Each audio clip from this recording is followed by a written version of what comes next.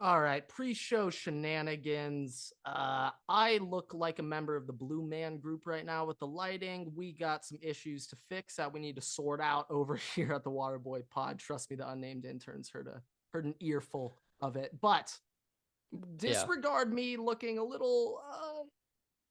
This is what scurvy looks like. How I look like right now. This is what Everett was experiencing a couple weeks ago for his spring break. I have scurvy, guys. I think that's just a lack of oxygen. Yeah. No. Lack of oxygen, dehydration, lack of nutrition. All the above. Way too much in and out. One thing I gotta say, Everett, just a quick little side note before you go on your little rant. There is no in and out near downtown Los Angeles. It's actually not. No in and out near USC's campus or in that range. So the solution, because in and out's smart, they know. Yeah, you can't DoorDash it, right? I mean, UCLA, they have one right next door. That's also the closest one to USC. Yeah. Not to USC, but from where I live, it's the closest for me. And let's just say though, in and out, they're smart. And I would say at least once a month, usually twice a month on Tuesdays, there will be an in and out truck somewhere near the village. They'll set it up like twice a month. But this is the thing though, Everett. At these trucks, it's just burgers. There's no fries. Yeah, they do the chip bags. It's just burgers, and then you get classic Lay's chips. Yeah. You remember our lunches. Also, a side note, I want to say this is really weird of me, but I swear the combination of Lay's classic chips and Dr. Pepper is phenomenal. So you want to talk about why? But the combination of specifically Dr. Pepper, I guess you could take cherry Coke too, but that's nasty. Yeah. But Dr. Pepper and normal classic Lay's potato chips, the worst type of potato chip, they go really well together. So here's the thing with the classic Lay's, and we both know I was a weird kid when we went to school together. What do you mean? Like, what was your in and out order? Like, it couldn't possibly be something weird as there is an episode. No, this is what we're gonna do. There is an episode with the title of my in and out burger order from when I was a kid. You go find that if you're interested. Hint. Let's just say I didn't like bread. Single patty. That was just one single patty, and boy, were you hyped for that. Oh my god. Everybody was hyped for me getting my patty, dude. Everyone else is sitting there just like, oh yeah, like, well, at that point, very funny how our rule in middle school is you're not allowed to get a double until you're in 7th grade. Then you're big enough to finally eat it. But like, I swear to God, I think I was starting to grub doubles when I was in 4th grade, which possibly explains why I wasn't a 180-pound freshman. But I digress, Everett.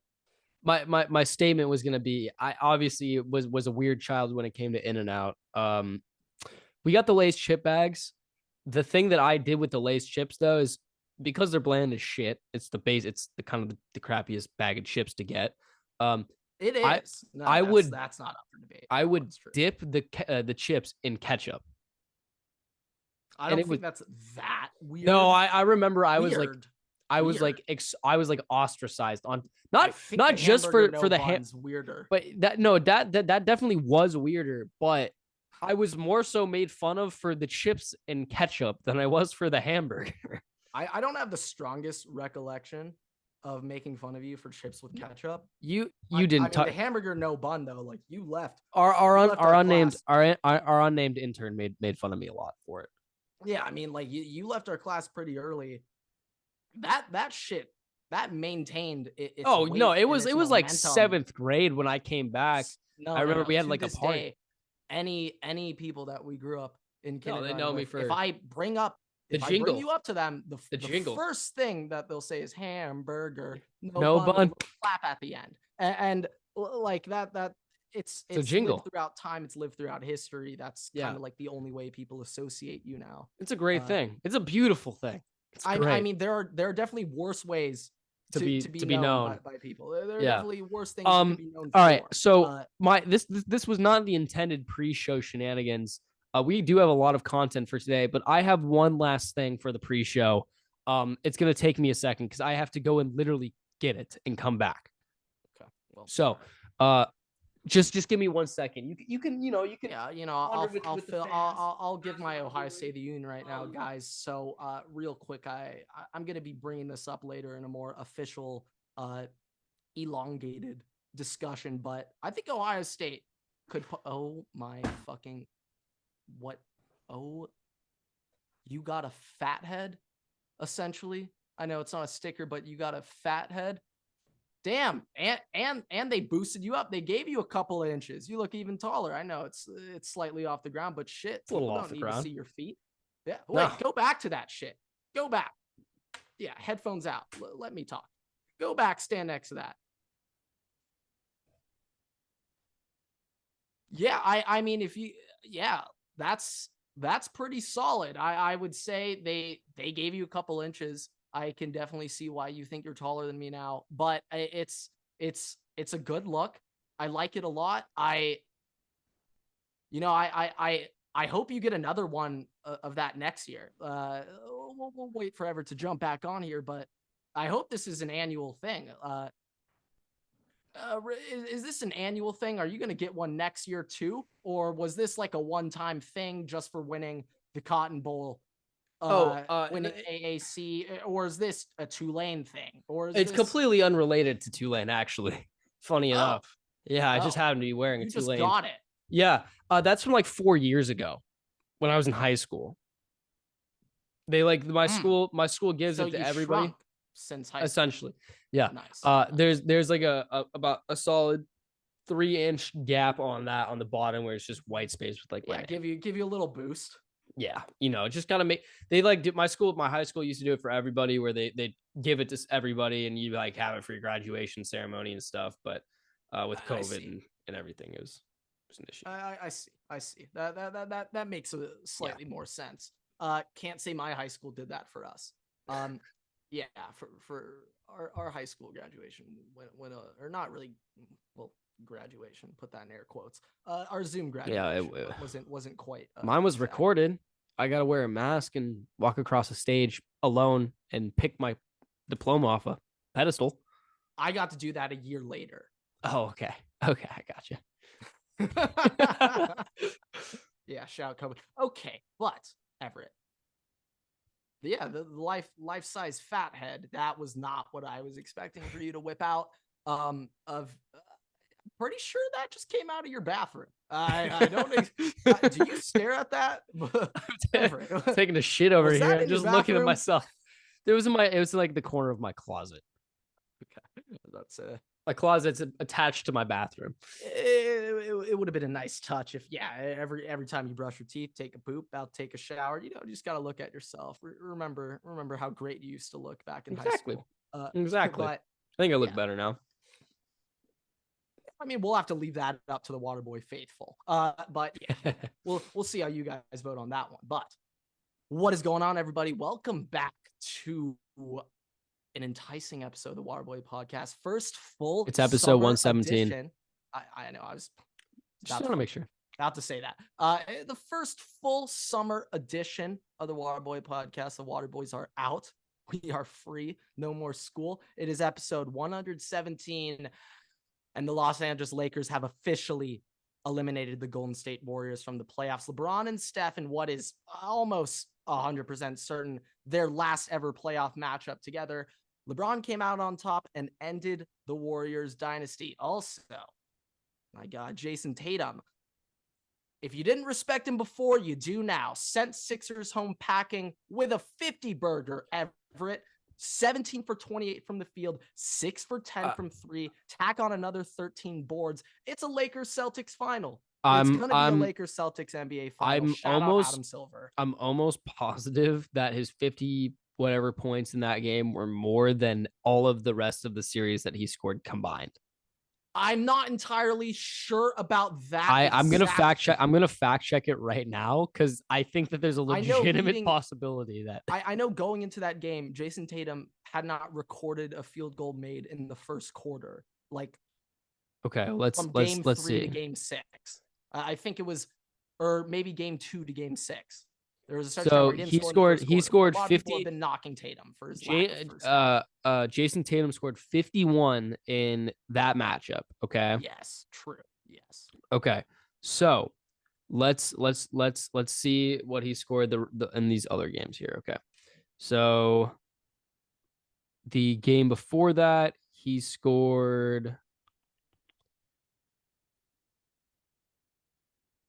got 19. The game, and then where am I here? It's gonna take me a second. You keep making a point while I'm doing this. Yeah. This might take a little extra moment, but when it comes to the Celtics, okay, I'm far off. I'm far off. We could just scrap that. I feel like you could have just looked up Jason Tatum's game log. That probably would have been. Yeah, I was trying. Yeah, but that's all right. That's all right. Just look at the individual games. Oh my God, I am. You want to do? Maybe the people on TikTok were right. Maybe I am just stupid. But staying on topic with the Celtics, Everett. I think it's kind of crazy to think that both the Sixers and the Lakers could have gotten Jason Tatum, but decided to go for Markelle Fultz and Lonzo instead. Now, I mean, at the time of the draft, Lonzo to the Lakers was like perfect. Okay. Yeah, peer pressure is a hell of a drug. We wanted to get the LA kid in LA. Everybody was raving about Lonzo. His dad was basically like up Rob Pelinka's ass. That is also true. Another thing I wanted to say though, like when it comes to LeVar Ball, I mean, LeVar Ball, although he was annoying at the time, shit, his plan kind of worked. Look at LaMelo. Well, I mean, Lonzo's knee, that's out of LeVar's LiAngelo. but where's LiAngelo? Hey, that was on LiAngelo. That was on Jello. Okay, that was on Jello. Only a UCLA man would go and steal watches like that. Never a USC man. But LeVar Ball, he's done his job. But this isn't about Lonzo. This is about the Celtics. Goddamn. Okay. It is interesting though that Sixers and the Lakers, who Celtics just beat and will probably end up playing in the NBA Finals, had passed on the Celtics superstar, just dropped 50 and carried them over the top.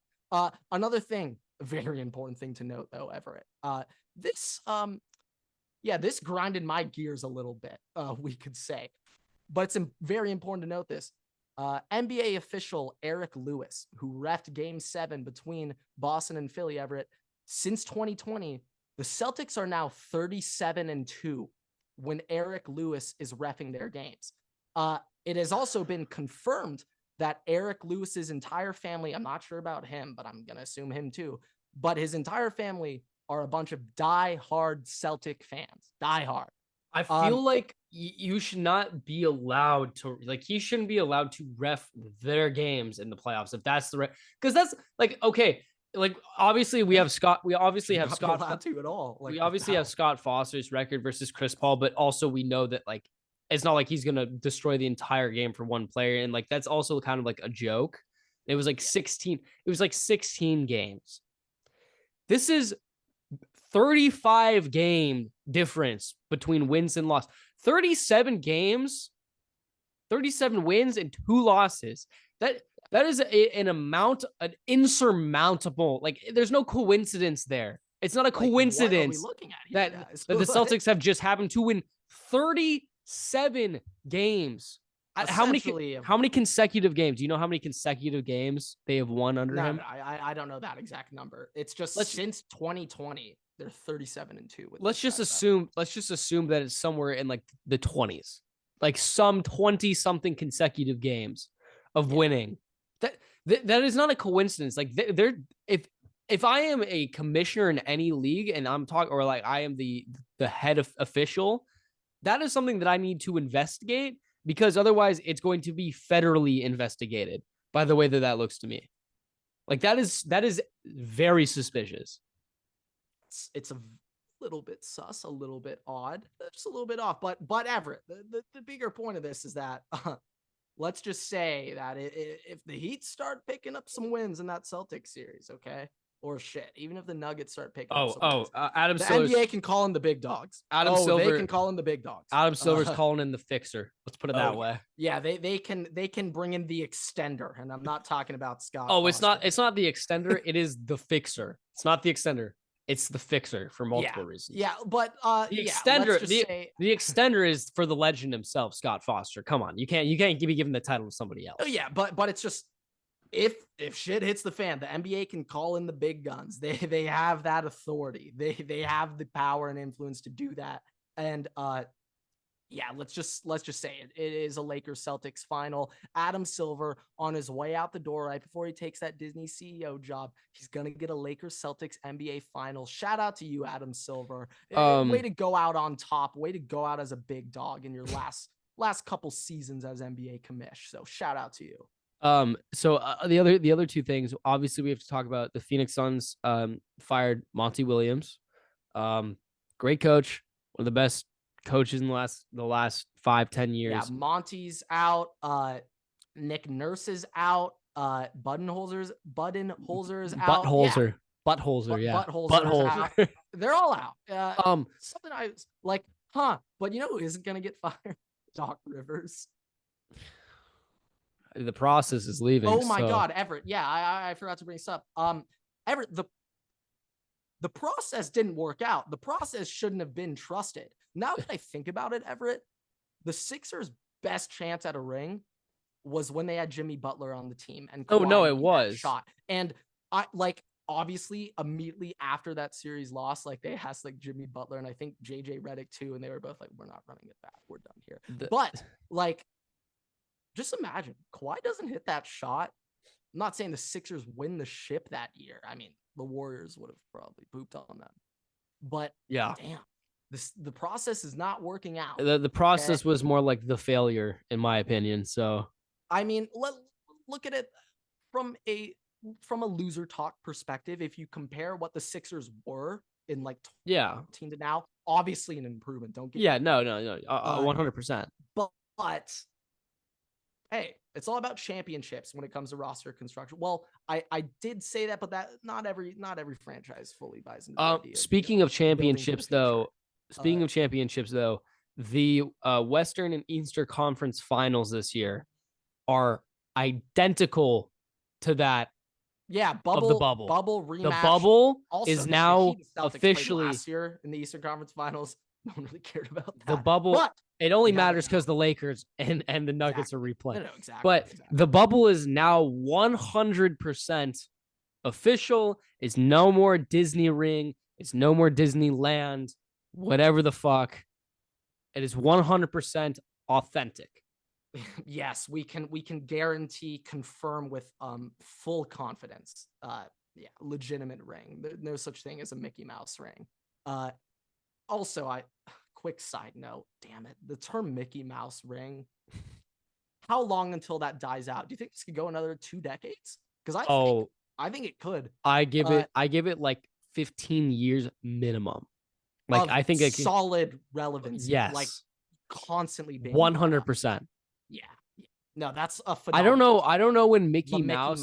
I don't know when so good. I don't know when the Mickey Mouse like entity hits like common use, because like it's been around. He's been around for like 100 years, but like I think that this is going to outlast whenever he starts to become used by anybody. Yeah, no, the Mickey Mouse ring is going to outlive Disney, folks.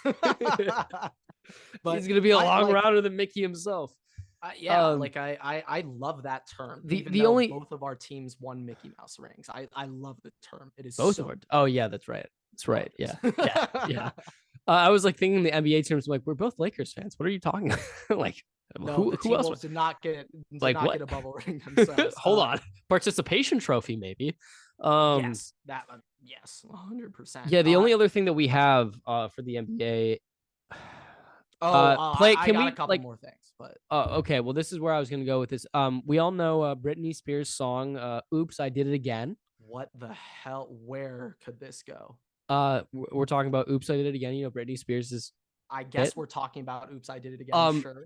Yeah, Ja Morant went "Oops, I Did It Again." Showed his gun on. Yeah, that happened as well. Yeah, Memphis things going on there. It's an interesting time to be Memphis. I think it's real quick. I do think it's funny. Dylan Brooks, obviously a loud character. Just imagine, but Everett, just imagine being like Steven Adams or Desmond Bane You're right like, now, bro, who are what the fuck? completely quiet. They do not talk at all. They don't say a damn word, and they're just sitting there like, bro. dude, you had one thing. Imagine though, one thing, Josh. Imagine one you thing. are a member of Ja Morant's PR department and you're sitting there and you're like, non-existent. there's for reference though, he did this on a live stream. He did this on a live stream for 110 people, not even like 1,000, 110 people. Imagine if you are if one of those people, let's say your job as a member of Ja Morant's HR department is to watch his live streams and you're sitting there, you're like, don't you fucking do it, man. Don't you fucking put it out. It's the Aaron Paul Breaking Bad meme. Like, God, they can't keep getting away with it. Like, that's literally what it is. And also, okay, while we're also on this subject, let's say, let's say, okay,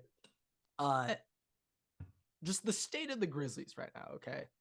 Like Ja Morant and everything. Where do they exactly go from here? Like Desmond Bane, very good player. Steven Adams, shit. The Lakers Grizzlies series could have gone much differently if Steven Adams was healthy.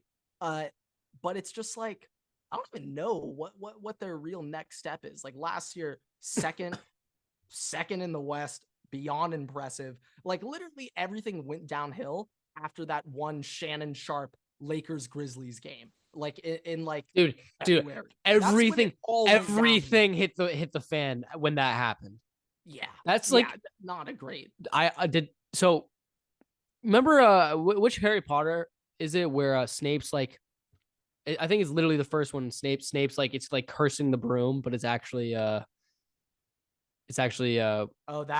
could definitely be in the first movie. Yeah, I think that was Goblet of Fire. Yeah, I think Shannon Sharp literally like cursed the entire franchise when he walked away. Potentially. Yeah, it's I mean, we had what's going on in Charlotte. What is going on in Memphis? Can we get we need to get Chad back on here for that. Like, can we text him right now? Okay.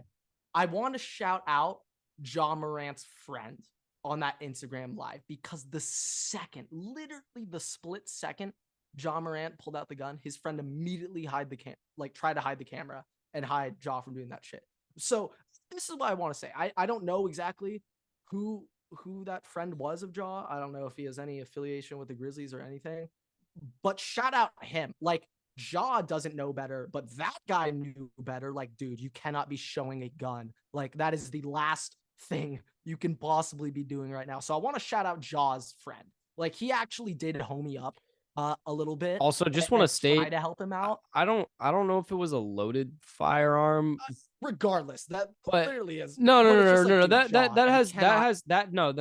fact that it's loaded has nothing to do with it being on it. But let's just say it is loaded. My man's pointing it like directly at his own head, going like this. So there's that as well. There's not the smartest thing in the world. I mean, I thought we learned from Gilbert Arenas, but I guess not. But Everett, last NBA point I had to make. So we remember what happened to Dillon Brooks after he said, I don't respect you till you give me 40. He's now going to play for the Shanghai Sharks. So till he's 40. So he won't play till then, bro. He's gonna get cut after 2 seasons. He's gonna be washed in Shanghai. Everett, go play with Boogie in the Brazil league or wherever he is. No, yeah, like literally J. Cole's overseas career might last longer than Dillon Brooks. But Everett. Kentavious Caldwell Pope, our very own baby KCP, said he doesn't see that spark in LeBron James this season. Oh God. KCP is on the Nuggets, right? Yes. Slight revenge series for KCP. Ironically. Slight. But why anybody in the NBA thinks it's a good idea to give LeBron James and Lakers bulletin board material right now when you saw what happened to Dillon Brooks? Chirping LeBron right now when he is 1 series away from going to the chip. And I'm also pretty sure that LeBron, after it was either after that Warriors series win or when they beat the Nuggets, LeBron James will have the most playoff series wins in NBA history.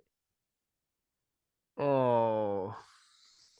Think about that real quick. Most playoff series wins in NBA history. Let me ask you this question, actually. If LeBron wins the championship this year, he wins the finals. Let's do it. Is Better than LeBron MJ? Come on. better than Get it MJ? up. Okay, this is the thing, Everett. When it comes to GOAT debates, okay, I am naturally going to pick the guy that I got to see, okay? So I'm naturally going to want to pick LeBron even before Brady won, 7 rings? Even when he was at 4. Oh, wait, not even. When he was at 3, like during the Giants stretches and shit, I was like, that dude's the GOAT of this era. And I would mainly say biased because I'm watching him. I get to see him. But this is the thing, though. To LeBron and MJ, I think the GOAT debate is all about legacy and I think storylines and how much influence you had on the times you played. I think that has to matter. I think it has to matter a lot. And so, free MJ, NBA, we're looking league-wide here. Everett, can you remind me how the national public coined the Chicago Bulls pre-MJ? Drug-riddled infestation. Yes, the coke snorting Bulls. Cocaine Bulls. That's how everybody referred to them as. Afterwards, MJ comes in, changes that identity around. Shout out the NBA marketing their individual superstars. All started off with Magic and Larry, and then they got lucky with MJ. But Michael Jordan, 2 3-peats. Okay, I want to think how many teams have 3-peated off the top of my head. Lakers are the last one. Then it was the Bulls twice. And before that, Celtics? I'm not sure if Magic ever got one. It literally might have been Bill Russell. It might have been Bill Russell Celtics. But they were legitimately playing off-duty plumbers and firefighters. That doesn't count. My man Mario was out there on the court, dude. Mario and Luigi. Yeah, no, like Lefty Dick Strong might have been the coach for that team. But Michael Jordan, 2 3-peats and 6 finals MVPs. 6-0 record in the NBA Finals. I don't think it's possible to ever touch that. I don't think it's ever possible to touch a perfect finals record and 6 finals MVPs with it. I think right now the most prestigious accolade or accomplishment in all of sports legacy-wise, we're talking GOAT track. In terms of that, it is winning an NBA Finals MVP. Like a Super Bowl MVP, obviously still meaningful, but it's a 1-game thing. It's slightly different, but NBA Finals MVP, you were the best player on the best basketball team that won the championship. Oh yeah, that's the most prestigious award or accomplishment you can get in the NBA. I'm not trying to slander it. LeBron has 4 Finals MVPs, and LeBron's also the only player in NBA history to win ships, or forget NBA Finals MVPs on 3 different teams, but championships on 3 different teams. LeBron's the only player to do that.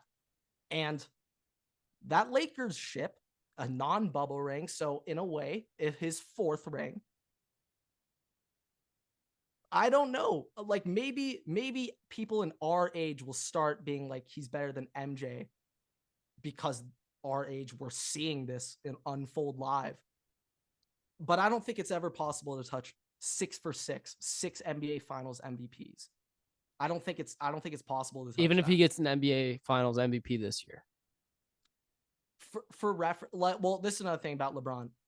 There's no coming back after he lost to Dirk Nowitzki and the Mavs in 2011. He can never claim that he's a GOAT after that. That was the most pathetic thing I've ever seen in my life. There's no coming back from that. If you lose to Dirk, oh yeah, no, you're not the GOAT.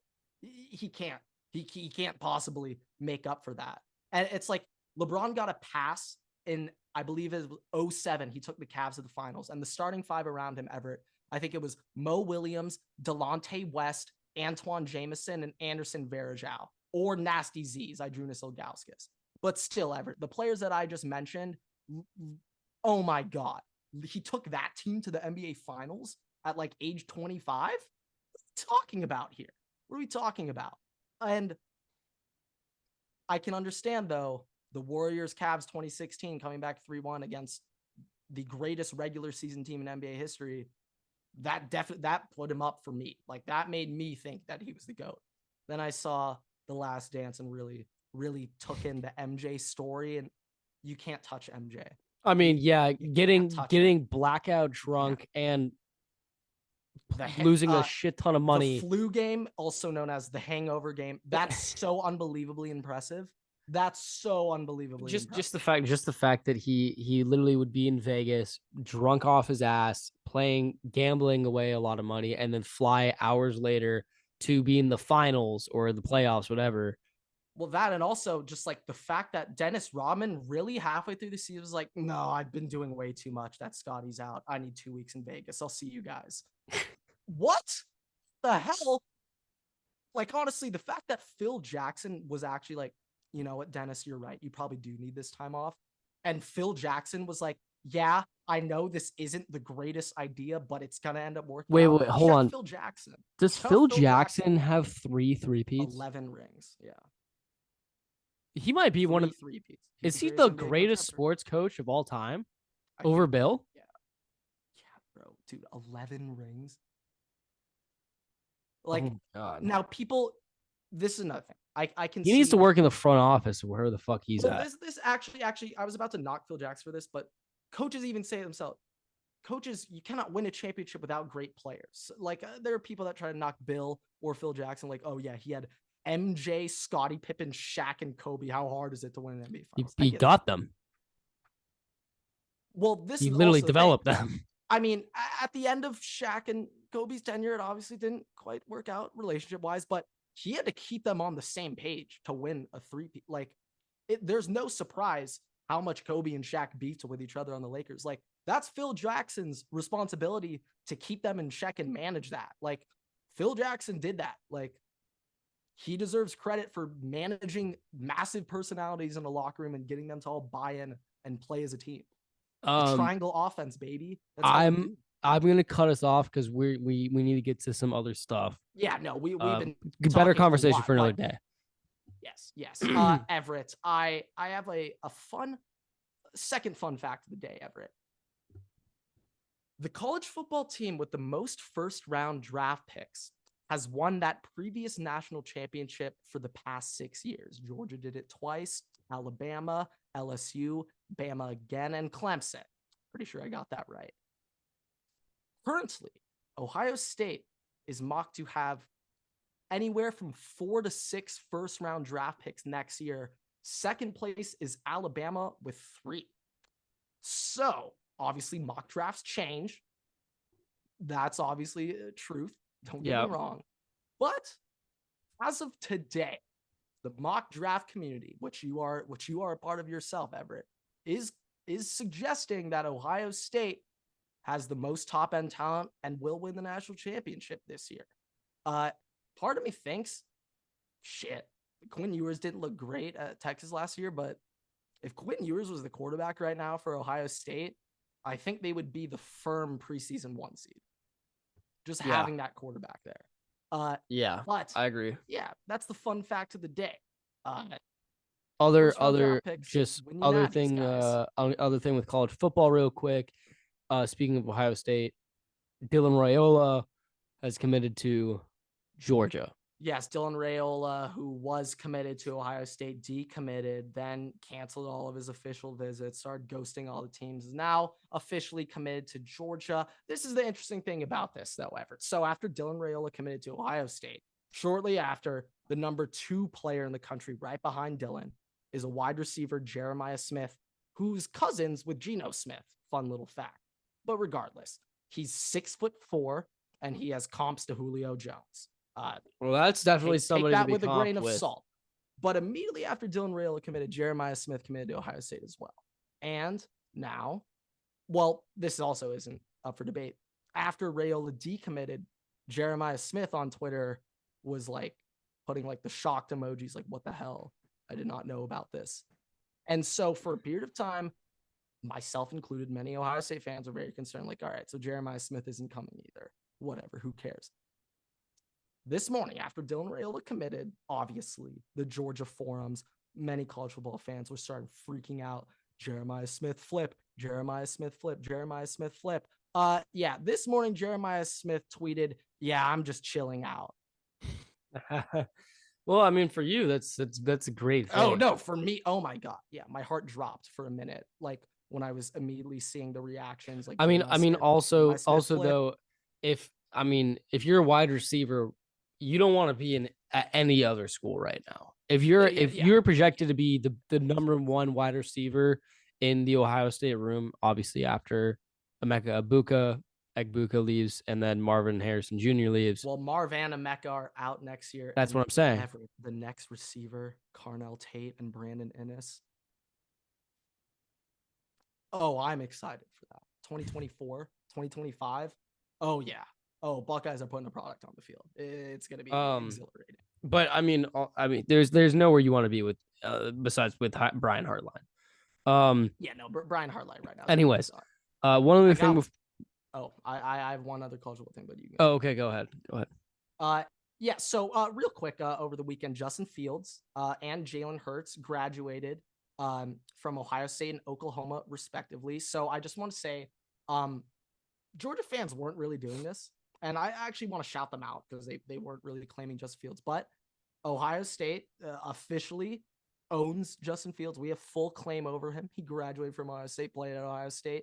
Jalen Hurts got his master's degree from Oklahoma, but he also graduated from Alabama. So I personally can accept Oklahoma and Alabama claiming him. However, Everett, okay, Joe Burrow got his master's from LSU, but he did graduate from the Ohio State University. So yes, Everett, Ohio State gets to claim Joe Burrow. We do. We do get to do it.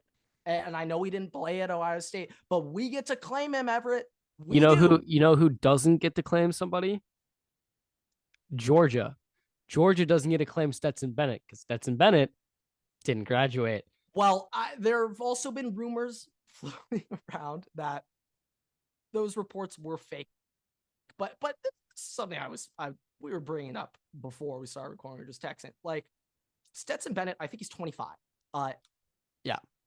I'm pretty sure he was also JUCO for a point. Yep. So the JUCO can claim him. Yes, they well, did he graduate from there too? But he didn't That's graduate from Georgia either. So can anyone claim him then?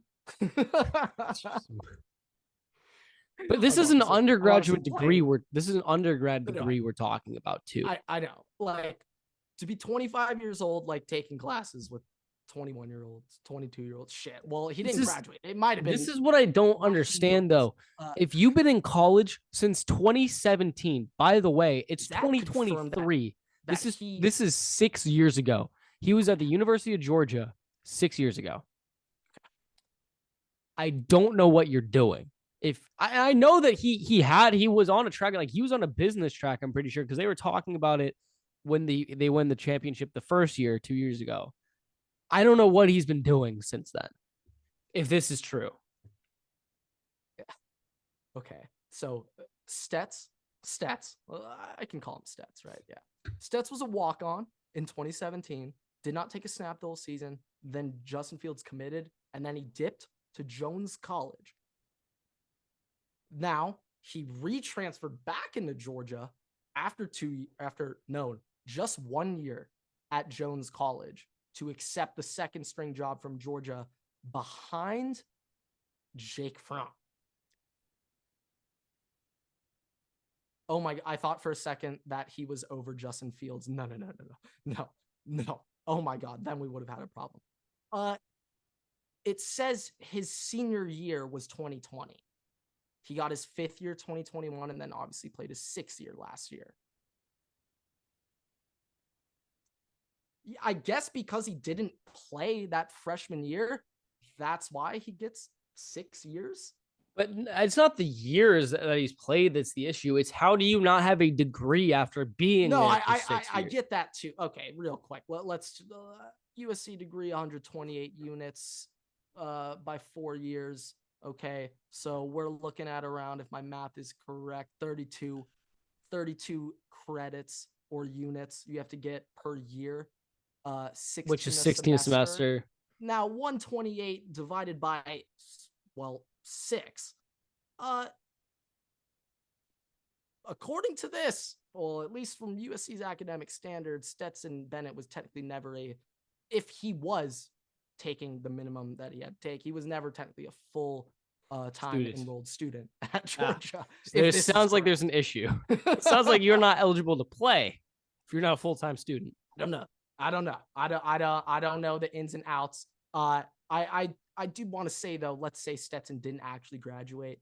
I want to know what his day-to-day schedule was like in the off season. I'm so fascinated what he was doing like right now 2 years ago. Yeah, not even 2 months ago, like in March 2020. He was getting arrested for intoxication. Oh, that is correct. Okay, so I have two quick things before we get to the NFL. This is how we know we're spoiled. You and I were talking about this earlier. The Dodgers are now the number one team in the National League.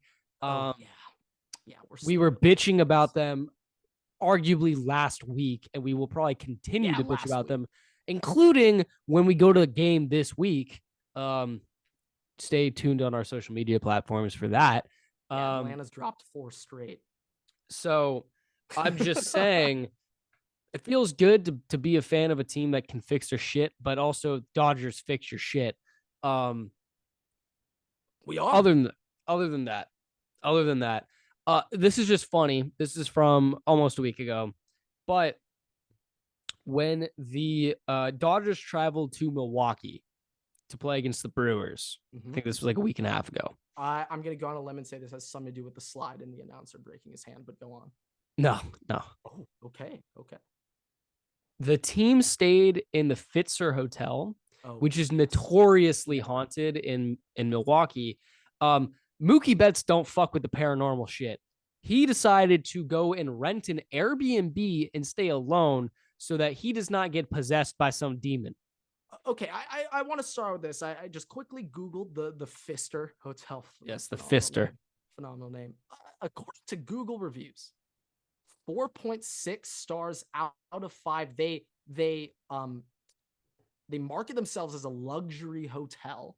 It makes sense why, an MLB team would be staying there. But I'm trying to dive into these exact scary themes, and it looks as if their Wikipedia page has completely wiped anything to do with being a haunted hotel. Shout out them. But regardless, I don't need to look into this hotel. I saw a good amount of Dodger fans complaining that Mookie isn't locked in and he's not a team player by not staying with the team. And to a certain degree, yeah, I get it, but it's a haunted hotel, guys. Now I know I just confirmed they've kind of wiped that from their online record, but guys, it's a haunted hotel. Guys, Mookie bats leadoff. He's the first person to hit in the game. He is the team. He can't be spooked. He can't be frightened up there. He's already got enough to worry about up at the plate. He's already got enough pressure on him. If my man's seeing ghosts like Sam Darnold, we're in for a lot of problems. And I'm not talking ghosts as in you can't read a coverage. I'm talking literal ghouls, okay? Like some Scooby-Doo shit, Cloverfield. Legitimate ghouls. No, I don't like that. I don't want that to happen. I do want to hear, though, I kind of want the Dodgers to do one of those inside LA looks at the experiences at the hotel. I could definitely see Tony Gonsolin like needing like four blankets just to make sure no monsters. What I would like to see is some Ghostbusters, like the infrared camera, the BuzzFeed paranormal investigations with like the speaker BuzzFeed box. Unsolved. Let's do that. Let's do that, but with the Dodgers in Milwaukee. So we're having Julio Urias talking to the ghosts through the spirit box, and James Outman is trying to just be boys. Hear a conversation between Bruzdar Gratterall and a ghost. I don't think Bruzdar is phased by ghosts at all. Like if there's one guy in that clubhouse, I'd say him and Austin Barnes, zero fear. James Outman seems like he'd be spooked, or like just try to be boys with the ghouls. I actually think that he'd be a guy that tried to downplay it, but like at night he's like, hey Miguel, like can we leave a nightlight on like before we please? It's like holding the Bible. Make sure some holy Yeah. water. Yeah, I mean, this is throwing it back, but like I know that if Yasiel Puig is on this team, might be contrary to what you think, but I think he'd be deathly afraid of ghosts. Oh no, Deathly. he's gonna be doing like a prayer in Spanish, being like, No, yeah, no, I could literally see him being like, before we get into the room, we gotta do like some the exoplasm scans or whatever the the hell they're called. not Like, lavender. It's a bushel of sage. Getting it down. yeah, no, like literally. But yeah, That's what the Oakland A's need right now. They need some fucking sage in that stadium. well, I mean, very ironically, like the A's, they don't have 10 wins yet this year, but they got some players that are doing really well. This guy, Brent Rooker, is a baller. But okay. Rest in peace, his career. Okay. No, it's gonna be great because they're about to trade him to the Braves, who will Speaking sign him of on a teams, 10-year, $80 million ransom deal, essentially have him hostage over the next decade. speaking of teams that need to use some sage, the Cleveland Browns traded with the Vikings for Zadarius Smith this past week.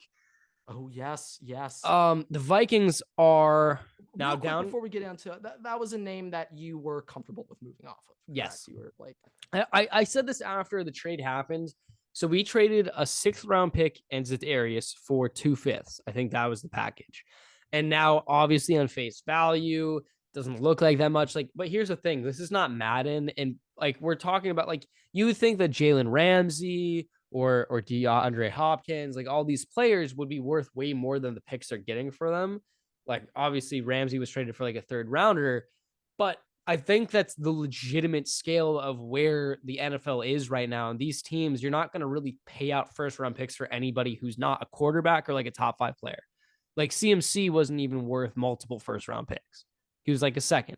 Justin Jefferson. yeah, no. Justin Jefferson. You don't get 1st round picks. Well, that's worth 1st round picks. That's different. That's different. But yeah. But like you don't really get 1st round picks for anybody who's not a quarterback. I mean, personally, are there Vikings fans who are pissed you didn't get a 1st for Zadarius? No. Well, people were pissed that they didn't get like a 3rd or a 4th. They were more so pissed because it looked like we gave up a 6th and Zadarius to get 2 5ths. But here's the to the offseason. His save more money. His contract is very big, and now the Vikings save about $12 million in cap room, which they can use to extend some players, namely, the fucking team, Justin Jefferson, or Daniil Hunter, giving them a restructure. They also could be in on the Chase Young sweepstakes with that amount of money opened up over the next couple of years. The Vikings, we should coin that term, the Chase Young sweepstakes. I like it. The Vikings were kind of prepared for this. They got Marcus Davenport, not as good, obviously injury ridden, but Zadarius Smith down the line at the end of last season really was not playing that well. Obviously, he started off hot, had a bunch of sacks, bunch of pressures, but after like week 8, week 9, he just started kind of going down and really never picked up that same kind of pace that he was on. So I'm okay with it. He wasn't really going to play for us anyways. He was just disgruntled. Now, here's the other thing is it's May 15th when we're recording this. You're listening on May 16th if it's the first day that this podcast is out. My expectation is June 1st. That's like when the new year starts. Dalvin Cook is going to be traded either on the cut date too, right? He's either going to be traded or cut after that day. My expectation is he would get traded to the Dolphins if he's traded. Otherwise, he will be released. They technically save more money if they cut him, I believe. Dolphins also just get another running back? They drafted a Chain, whatever the fuck. yeah. Devon. They drafted Devon. Yeah, we're not going over that again. Yeah. So I think that's it's interesting and I could see the team going in numerous different ways, but Zadarius Smith, it was great while it lasted. Sucks that the defensive coordinator he had to deal with was complete dog shit. You mean our very own Ed Donato? Donna Shell, thank you very much. But yeah. Oh yeah. Where is he now? Unemployed, working at Burger King. Oh, I could have sworn, like, I thought for a second you were like, yeah, the Chargers actually hired him as a defensive assistant. I'm so sorry. No, there were rumors about that. Now you're making me worried for you. I gotta check. there's already no. I just checked. He is unemployed. Okay. I'm thinking of like Lombard. There was some with him. Like I think we still have someone related to him on staff. Regardless, though. Yeah. Anyways, so this is something I wanted to bring up. So Everett, NFL schedule release, came out over the weekend, and I don't know. Maybe I'm crazy. Maybe I've been way too invested in college football over the past couple of years. But since when is this like a crazy day or event for the NFL schedule release? It's just because this was a thing. The NFL owns everything essentially. Yes, it runs the sports world. The NFL runs at least in America. But worldwide. I think soccer might be a little. Everett, what if I told you that all 30 NFL teams are in the top 50 most valuable franchises in the world? I wouldn't be surprised by that, but more so about what people care about. Sure. That's what I mean. That's what I mean. Just straight pure content. Anyways, yeah. But what the fuck? What was I talking about? Like completely distracted me. Oh, the schedule. Yeah. It's because there's so minimal content. It's right after the draft. Everybody knows the teams, but you don't know what order you're going to play when your bye week is. Like people technically just kind of forget what teams they're playing. So that's why everybody's so interested in that. Because now you finally can be like, okay, this is going to be our win-loss, depending on where we are. I was personally interested in hearing. I was just like, Jesus, why is it like the Vikings got like leaked early or something? I have to wait. It's also 5 p.m. to hear. It's also dependent. Like the Vikings got leaked early because there's a dude that's like boys with all of the like some of the players on the team, and they're like getting the information like really early. Yeah, well, but anyway, my whole point of this is within the next 5 to 10 years, the NFL is going to try to monetize the shit out of this schedule release. Oh, like it's gonna March Madness Selection Sunday. Yeah, that's what I was gonna say. Yeah, no, like they're literally gonna try to turn it into Selection Sunday. It's gonna be an entire thing. Shit, they literally might go week by week to drop the games and make it a 3-hour long broadcast because they don't care. Like at this point, we already knew who each team were playing. Is that didn't we discuss how the Chargers and Vikings are going to be playing each other next year? They will be playing each other next year. Last year, like we knew that a while ago. Like we got that fleshed out and ready. But yeah, I mean, shit. Now that we know the dates and stuff, oh my god, holy groundbreaking day in the NFL. But Everett, let's get to the more important part of this. The social media teams. So Chargers, we proved that we can do something right as an organization. Okay, we can do something correct. Okay, we could be top 3 in the league in something. Okay, I'm just gonna tell you right now that's whatever games. I'm not talking about the Pop-Tarts. I'm not. That was dumb. I don't know what the fuck that meant. I have no idea what that meant. I don't know what the fuck that meant. No idea what that meant. Whatever the dude was on that was on that social media team has been released. He was on some shit. They were like, get the fuck out of here. So some of them were very, very funny though. Like some of them were. For the Chiefs, they had the Kermit the Frog Pop-Tart. Like, what the fuck was a fucking 2 Pop-Tarts with raw beef in between them supposed to be for Justin Jefferson? If you were gonna talk about any player on the Vikings to make fun of with the Pop-Tart, why use Justin Jefferson? Why not fucking Kirk Cousins or some shit? Talk about choking or also I don't even know exactly what the Pop-Tart burger has to do with Justin Jefferson. I don't know what. Regardless, though. Anyways, no. What I was going anime video. What I was going to say though is whenever you guys lose, the Old Takes Exposed is going to cut the video that you made and put that out there. It's going to be at Old Takes Exposed. Yeah, no, they should. I also think for Old Takes Exposed sake and their outlook, like, yeah, this is a media release. We got to be coming back to this. The raw beef Pop-Tart will be coming back when Justin Jefferson torches fucking JC Jackson for 150. Well, that's if JC Jackson's on the field in week 3, I believe. Right? 3, 4, 5. One of them. I don't remember. 3 or 4. But I was about to say, Everett, you got damn lucky that game's not in prime time. Shit, you guys probably gonna win it. Got damn lucky. But obviously, Chargers social media team put on another show with the anime release, but Everett, we got to give it up to the Tennessee Titans. Okay, we have to give it up to Yeah, them. that's pretty They good. aren't getting it done on the field, and they are not getting it done in the front office. Whoa. They drafted the fucking steal of the draft. Yes, but I'm more so talking about last year. Yeah. Essentially trading AJ Brown for Treylon Burks. It's like, huh? They were trying to pull a Justin. Tannehill. They're trying to pull a Justin Jefferson, Stephon Diggs kind of trade. They're like, you know what? Like the Vikings did it, we can do it, and they drafted Treylon Burks. But Everett, the Titans, they had the best social media schedule now. So their video was phenomenal. Go up on I've never been to Nashville. I think is it called Broad Street or Broadway? Broadway, the main street in Nashville. They just go up and down. Phenomenal idea. You just find literally clueless fans, have nothing to do with sports, and have them just say team logos. Phenomenal. I love how confident the two separate groups of girls were, saying, oh, that's the Cowboys and it's the Colts. Loved that. That was phenomenal. Like after around the fourth game, I was now starting to guess based off what they were saying, what team it actually is.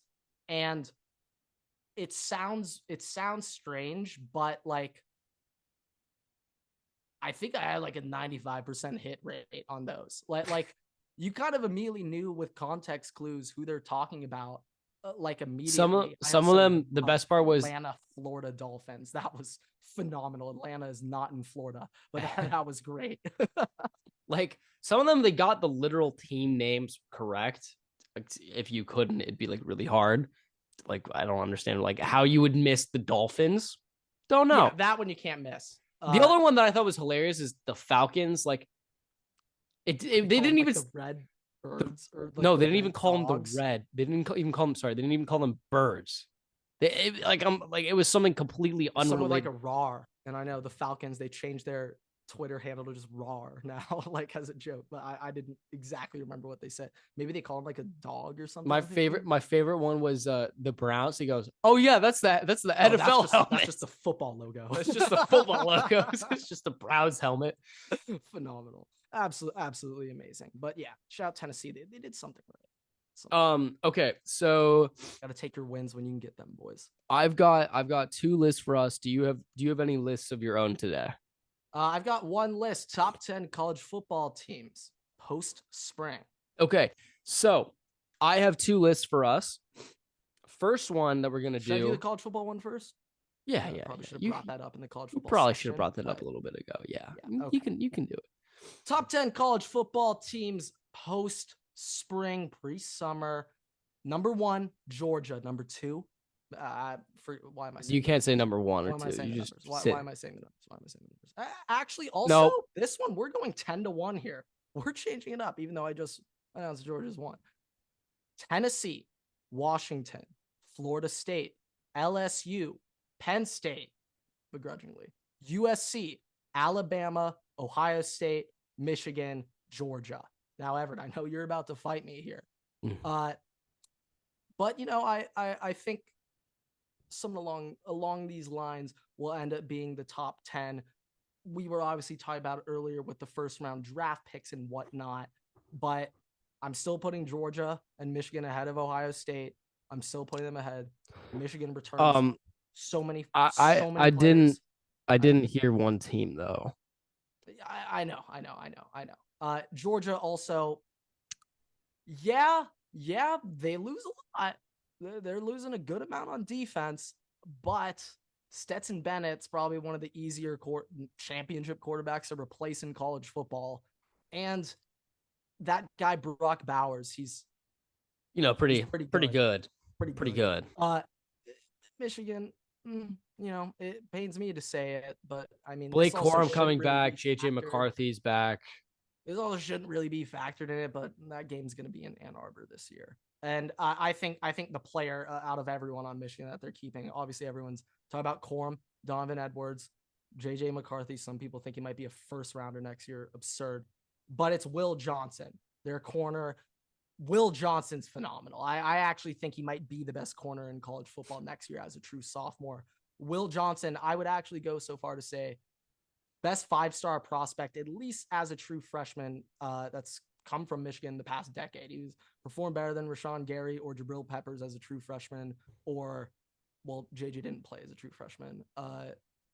Donovan Peoples-Jones, I'm not even sure how much PT he got as a true freshman, but I think Will Johnson might be the best 5-star Michigan has got, at least directly coming out of high school in the past decade, or the Harbaugh era, we could say. And then, yeah, Ohio State 3. We got I think we do have 5 first-rounders next year. Marv, Emeka, Mike Hall, potentially Trevion, potentially. I'm not entirely sold on that. No. But oh god damn it. One other. JT Tuimoloau. So those are the 5. Okay. So Tulane's gonna be there by the end of next year. I promise you that. But we're gonna wrap it up with 2 lists here. Both are NFL. Let's clarify that because we are in the NFL segment. I'm going to start with the top 10 wide receiver duos in the NFL entering the 2023 season. We've gone through the analytics, the Waterboy analytics. The unnamed intern has reached out to every NFL team and has asked them for their own opinions, and we have used that knowledge to curate this list. Yeah, some interesting things we heard from GMs. We're going 10-1. Here we go. Keenan Allen and Mike Williams, CeeDee Lamb and Brandon Cooks, Devontae Adams and Hunter Renfrow, Deebo Samuel and Brandon Ayuk, Mike Evans and Chris Godwin, DK Metcalf and Tyler Lockett, Justin Jefferson and Jordan Addison, AJ Brown and Devontae Smith, Jamar Chase and T. Higgins, and Tyreek Hill and Jalen Waddle. Yeah, now that I think about it, like I think the gap between 1 and 2, there's a gap there. Oh, there's a size. I think it's sizable, and it's just because it's athlete. It's athletic. Yeah, there's an athletic gap. Speed. That Dolphins duo is just disgusting. It's hilarious that so, they're actually able to form that. I mean, God. Just in case that was too long, just the shortened version. Allen and Williams, Lamb and Cooks, Adams and Renfrow, Samuel and Ayuk, Evans and Godwin, Metcalf and Lockett, Jefferson and Addison, Brown and Smitty, Chase and Higgins, and Hill and Waddle. Just in case, it takes a little bit too much time. Just gotta make it easier for myself. The other list, and this is wait, just real quick question. Obviously this can't happen, but where would Garrett Wilson and Chris Olave rank?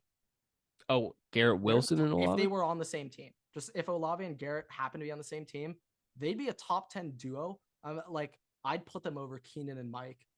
I'd probably smack them at 10. It'd probably be at 10. Mike, probably at 10. It'd probably be at 10. Shit, I know right now they'd be at 10. Take a duo of JSN and Marv and throw that in 10 spot. But all right, enough Ohio State talk. Everett. We have one more. Yeah, one more list. Actually, one of my favorite lists that you've ever came up with. Yeah, this is one of my favorite lists of all time. I thought this is kind of shocked in a way we didn't come up with this sooner. Yeah, I'm kind of surprised. I don't think it's possible to do the opposite of this list. I don't think there is any consensus for the opposite of what you're about to bring up.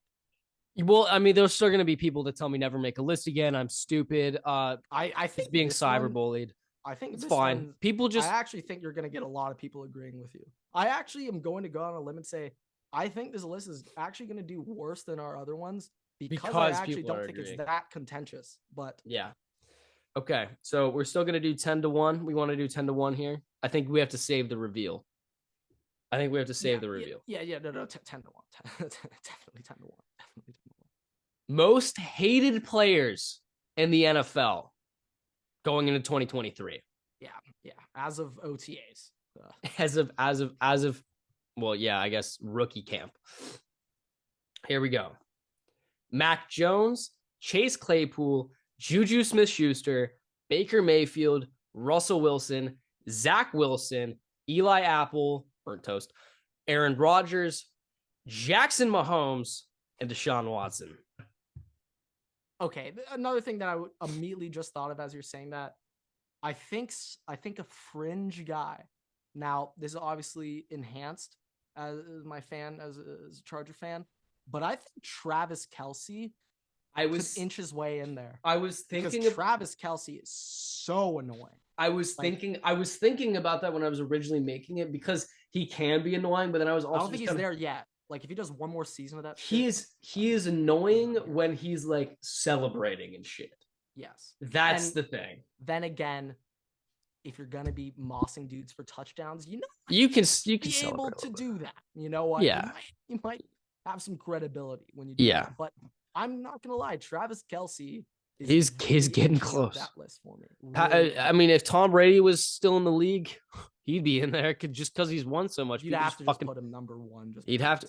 Well, I don't know if I could put him. Well, I'm not sure for this one. Actually, I don't think he could be over to Deshaun Watson, but yeah, I really think about it. Yeah, I mean, yeah, tough to overtake our number one on the list.